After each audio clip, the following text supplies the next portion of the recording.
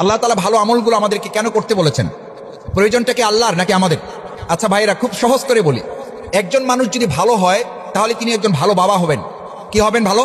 আমাদের সমাজে ভালো বাবার দরকার আছে না নাই? কারণ ভালো বাবার দরকার আছে এই জন্য যে ভালো বাবা হওয়া মানে ভালো সন্তান হবে।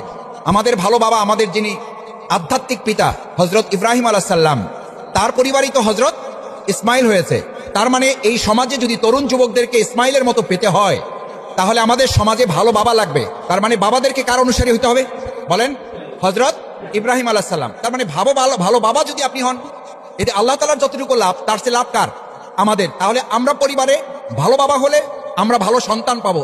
ইব্রাহিম আলাইহিস সালাম হলে পরিবার থেকে কি বের হবে? ইসমাইল আলাইহিস সালাম বের হবে। কিন্তু দুর্ভাগ্য হলো আমরা ভালো বাবা হওয়া ছাড়াই পরিবারে আমরা কি প্রত্যাশা করি?